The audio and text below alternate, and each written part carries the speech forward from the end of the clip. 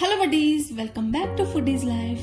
ఈరోజు మనం గోబీ 65 హోటల్ స్టైల్లో ఇంట్లోనే ఎలా ప్రిపేర్ చేసుకోవాలి అనేది చూసేస్తున్నాము. సో ఎక్కడ కూడా మిస్ చేయకండి, వీడియోని ఎండ్ వరకు చూడండి. ఇది మనం హోటల్ స్టైల్లో ప్రిపేర్ చేస్తున్నాము, కానీ నాకు బయట తిన్న గోబీ 65 కన్నా ఇంట్లో నేను ప్రిపేర్ చేసుకున్న గోబీ 65 చాలా స్నాక్ వచ్చేసి మనకి వింటర్ సీజన్కి పర్ఫెక్ట్ స్నాక్ అనేది చెప్పచ్చు. క్రిస్పీగా వేడిగా అలా వేగానే తినేస్తే చాలా టేస్టీగా ఉంటుంది. మీ ఇంట్లో వాళ్ళందరికీ కూడా ఖచ్చితంగా నచ్చుతుంది. ఈ సాస్ కూడా అంచుకోక్కర్లేదు, అంత బాగుంటుంది. ఇది ఉట్టిగానే తినేసేయచ్చు. సో ఫస్ట్ అయితే ప్రాసెస్లోకి అయితే వెళ్దాము. ముందుగా మనం ఒక క్యాలీఫ్లవర్ని తీసుకున్నాము, ఒక పువ్వుని. ఇప్పుడు దీన్ని శుభ్రంగా వాష్ చేసుకున్నాను ఫస్ట్. ఆ తర్వాత మనకి కావాల్సిన షేప్లో ముక్కలుగా అయితే కట్ చేసుకోవాలి. అంటే కింద కాడతో సహా ఉండాలి. కాడతో సహా ఉండి మీకు నచ్చిన షేపులు, అంటే పెద్దవి కానీ చిన్నవి కానీ మీకు ఎలా అయితే తినడానికి ఇష్టంగా ఉంటుంది అంటే అలాగా మీరు ముక్కల్ని అయితే కట్ చేసుకుని ప్రిపేర్ చేసుకొని పక్కన పెట్టుకోవాలి. ఇక్కడ నేను చూడండి ఇలా కట్ చేస్తున్నాను. ఇప్పుడు అన్నీ కూడా కట్ చేసుకుని ముందుగానే మనం పక్కనైతే పెట్టేసుకున్నాము. ఇంత చిన్న షేప్లో అంటే అన్నీ కూడా ఒకే షేప్లో కూడా కట్ చేసుకోవాలి. ఇలా కట్ చేసుకుని పక్కన పెట్టుకున్నాము. ఇప్పుడు స్టవ్ పైన ఒక గిన్నెని పెట్టేసుకుని దానిలో ఒక 2-3 గ్లాసులు వాటర్ని పోసుకొని తర్వాత దానిలో ఉప్పు పసుపు వేసి కొద్దిగా మిక్స్ చేసుకోవాలి. గోరువెచ్చగా ఉన్నప్పుడు స్టవ్ ఆఫ్ చేసేసుకుని మనం ముందుగా కట్ చేసుకున్న క్యాలీఫ్లవర్ ముక్కలను అయితే ఇందులోకి వేసుకుంటాను. ఇలా వేసుకుని వేడి నీటిలో ఒక 2 నిమిషాలు అలా ఉంచేస్తే జెమ్స్ ఏమైనా ఉన్నా కానీ బయటకైతే వచ్చేస్తాయి అన్నమాట. సో ఇలా బాగా మిక్స్ చేసుకున్న తర్వాత ఇప్పుడు ఇందులోంచి మనం ముక్కల్ని అయితే సపరేట్ చేసుకుంటున్నాము. ఇలా ముక్కల్ని అయితే సపరేట్ చేసుకోవడం వల్ల మనకి బాగా క్లీన్ అవుతాయి అన్నమాట ఈ క్యాలీఫ్లవర్ ముక్కలు అనేవి. తర్వాత మళ్ళీ అదే గిన్నెలోకి ఇంకొక 2 గ్లాసుల వాటర్ని అయితే వేసుకుంటున్నాను. సో మళ్ళీ ఇదే ప్రాసెస్ అండి. ఇలా 2 గ్లాసుల వాటర్ని వేసుకున్న తర్వాత ఇందులోకి కొద్దిగా పసుపు అలాగే కొద్దిగా ఉప్పు కూడా వేసుకొని అంతా ఒకసారి మిక్స్ చేసేసుకుంటున్నాను. ఇలా మిక్స్ చేసుకున్న తర్వాత ఆల్రెడీ ఒకసారి మనం క్లీన్ చేసుకున్న క్యాలీఫ్లవర్ ముక్కల్ని ఇందులోకి వేసుకోవాలి. ఇప్పుడైతే మనం కొంచెం ఉడికించాలన్నమాట.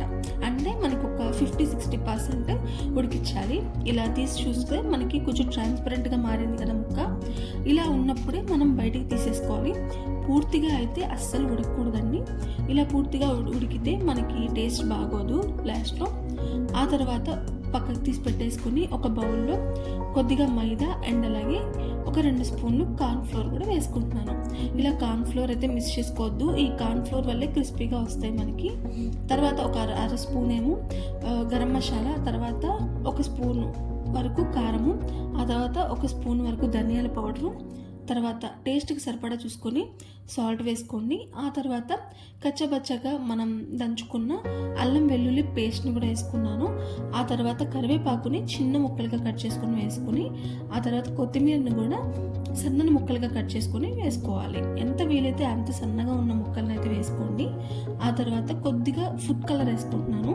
ఇదైతే పూర్తిగా ఆప్షనల్. బయట వేసేవాళ్ళు మనకి ఫుడ్ కలర్ వేస్తారు, అందుకనే అంత కలర్ఫుల్గా వస్తుంది. సో మన ఇంట్లో చేసుకునేటట్టయితే అసలు ఫుడ్ కలర్ అయితే వేసుకోక్కర్లేదు. సో ఇవన్నీ కూడా కలిపేసుకున్న తర్వాత వాటర్తో మనం ఎక్కడ ఉండలు లేకుండా కలిపేసుకోవాలి పిండిని. ఇలా కలుపుకున్న తర్వాత మనం ముందుగా ఉడకపెట్టుకున్నాం కదా ఒక 50-60% క్యాలీఫ్లవర్ ముక్కల్ని, వాటిని పిండిలోకి వేసుకుని బాగా కోటింగ్ ఇచ్చుకోవాలి. ఆ తర్వాత స్టవ్ మీద కడాయి పెట్టుకుని బాగా కాగుతున్న ఆయిల్లోకి ఈ ముక్కల్ని వేసుకోవాలి. ఇలా వేసుకున్న తర్వాత medium to high flame adjust చేసుకుంటూ మనం వేయించుకోవాలన్నమాట.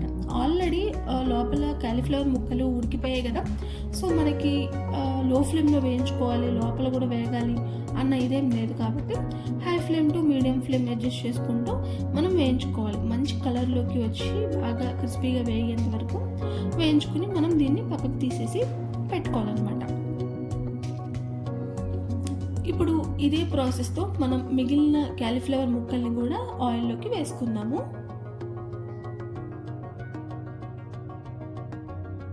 వీటిని లో ఫ్లేమ్లో అయితే అస్సలు వేయించద్దు. ఎందుకు అంటే మనకి క్రిస్పీగా రావాలి అంటే మనం high flame to medium flame adjust చేసుకుంటూ మనం వేయించుకుంటే సరిపోతుంది.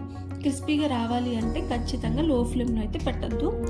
ఇలా అన్నీ కూడా వేయించుకుని ఒకదానికొకటి అతుక్కోకుండా మనం సెపరేట్ చేసుకోవాలి. ఇలా కలర్ చేంజ్ అయ్యేంత వరకు వేయించుకొని పక్కకు తీసి పెట్టేసుకోవాలి. ఇప్పుడు మరొక కడాయిలోకి ఒక 2 స్పూన్లు ఆయిల్ వేసుకుని అందులోకి ఫ్రెష్గా కడుక్కున్న మనం కరివేపాకుని వేసుకోవాలి, ఒక రెమ్మని. ఆ తర్వాత ఒక 2 పచ్చిమిరపకాయలని ఇలా మధ్యకి కట్ చేసేసుకొని దీన్ని కూడా కడాయిలోకి వేసుకొని ఈ 2 కూడా పైన అలా వేయించుకోవాలన్నమాట. ఇలా వేగిన తర్వాత మనం ముందుగా ప్రిపేర్ చేసుకున్న అంటే వేయించుకున్న గోబీ 65ని ఇందులోకి వేసేసుకొని కొద్దిగా ఆయిల్ అంతా కూడా కలిపేసుకొని మనం ఒక ప్లేట్లోకి సర్వ్ చేసేసుకొని సాస్తో మంచింగ్ చేసుకుని తింటే చాలా బాగుంటుంది. సాస్ లేకపోయినా కానీ ఉట్టిగా కూడా ఈజీగా తినేసేయచ్చు. చూడండి ఎంత బాగా వచ్చింది గోబీ 65.